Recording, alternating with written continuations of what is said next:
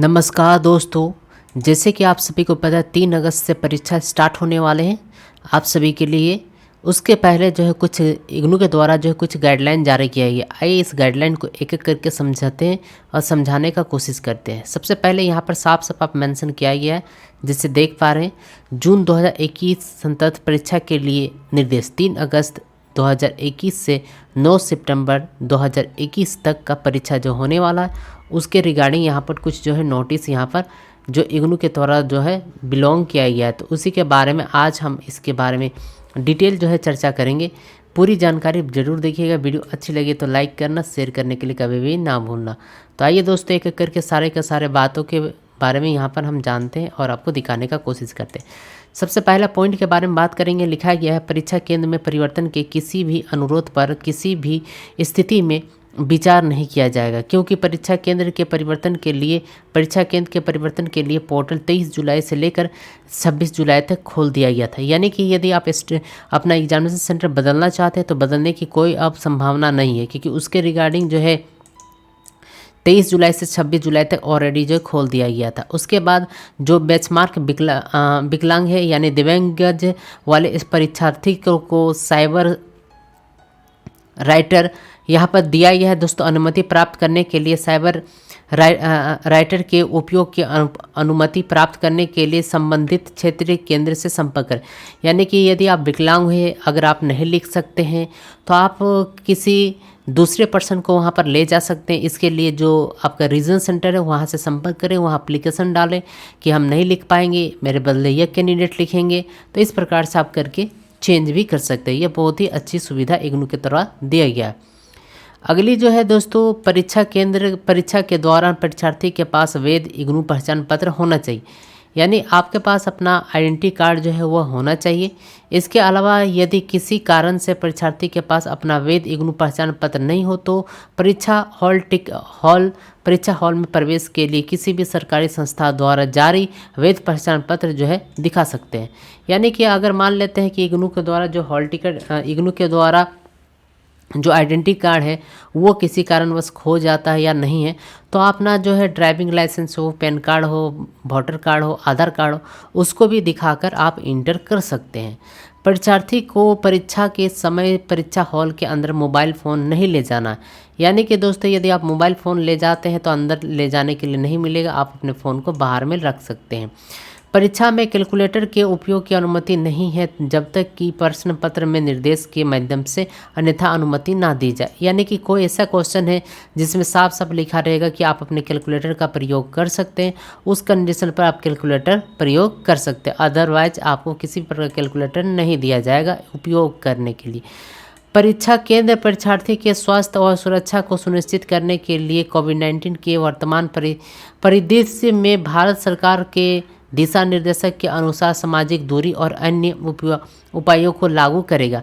यानी कि दोस्तों, आपको पता है कोविड-19 को मद्देनज़र रखते हुए आपको क्या करना होगा, जो सोशल डिस्टेंसिंग है उसको पालन करना पड़ेगा। इसके अलावा जो भी कोरोना वायरस से संबंधित जानकारी है उसको भी आपको नियम पालन करना पड़ेगा।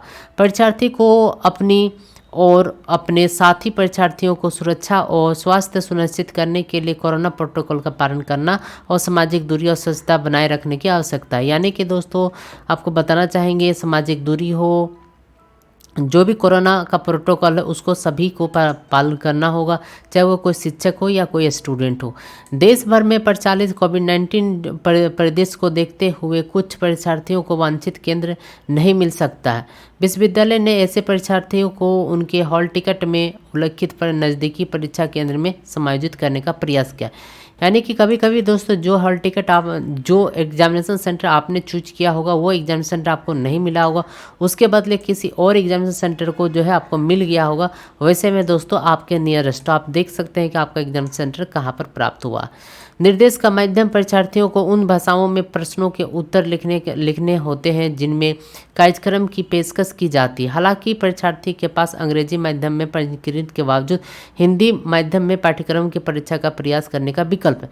यानी दोस्तों, यदि आप इंग्लिश रखे हैं तो आप हिंदी में भी आप लिख सकते हैं। यह जो है इग्नू के द्वारा जो है कहा जा रहा है। उसके अलावा दोस्तों किसी अन्य क्षेत्रीय भाषा में लिखे गए उत्तर जिसमें कार्यक्रम की पेशकश नहीं की गई है, नहीं की जाती का मूल्यांकन नहीं किया जाएगा और ऐसे पाठ्यक्रम में परीक्षार्थी को बिना किसी सूचना के रद्द कर दिया जाएगा। बताना चाहेंगे यदि आप किसी और क्षेत्रीय भाषा के अलावा किसी और भाषा में लिखते हैं जैसे उर्दू, फारसी या किसी और भाषा में लिख देते हैं और अगर आपने उसका मेंशन नहीं किया होगा तो आपका तुरंत आपका परीक्षा क्या हो जाएगा, रद्द कर दिया जाएगा और इसके रिगार्डिंग किसी भी प्रकार कोई भी आपको सूचना नहीं किया जाएगा। इसके अलावा निम्नलिखित पाठ्यक्रम के परीक्षार्थी वस्तुनिष्ठ प्रकार के यानी कि दोस्तों जो ओमार सीट के बेस्ट पर होगा उसका यहाँ पर लिस्ट दिया गया है। यानी जो भी कैंडिडेट बीडीपी में बिलोंग करते हैं, बीटीएस में, बीसीए या बीएसडब्ल्यू में, वो सभी का सभी ये कोर्स कोड है जो कि ऑप्शंस वाला होंगे। उसके बाद ये जो आपका दिया गया ये भी ऑप्शंस वाला होंगे। तो आप कृपया करके इन सारे सब्जेक्ट को एक बार जरूर देख ले। ये सारे के सारे सब्जेक्ट में ऑप्शंस वाला जो होते हैं ओमार सीट का बेस्ट का परीक्षा लिया जाएगा। 12वां पॉइंट पे लिखा है परीक्षा की तिथि और सत्र में परिवर्तन के अनुरोध पर विचार नहीं किया जाएगा यदि पाठ्यक्रम में एक ही समूह यानी समूह 1 से समूह 6 के विभिन्न कार्यक्रमों से है या पाठ्यक्रम बैकलॉग पाठ्यक्रम है और एमपी कार्यक्रम में विभिन्न विशेषज्ञों के पाठ्यक्रम में। यानी कि दोस्तों यदि एक ही सब्जेक्ट 2 दिन एक ही सब्जेक्ट एक ही दिन में है या 2 सब्जेक्ट एक ही दिन में एक ही टाइम में, तो आपको किसी भी प्रकार का कोई भी बदलाव नहीं किया जाएगा। ये साफ इग्नू में पहले जो है मना कर दिया गया।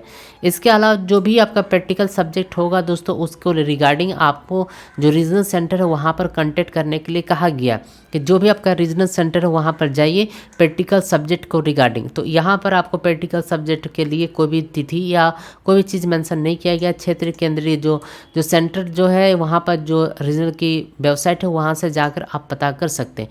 उसके अलावा दोस्तों ये 13 का 13 पॉइंट है जो कि आप सभी को जानना काफ़ी इंपॉर्टेंट था। आपको इनमें से कौन सा पॉइंट जो कि आपको नहीं आया नीचे कमेंट लिखिएगा ज़रूर।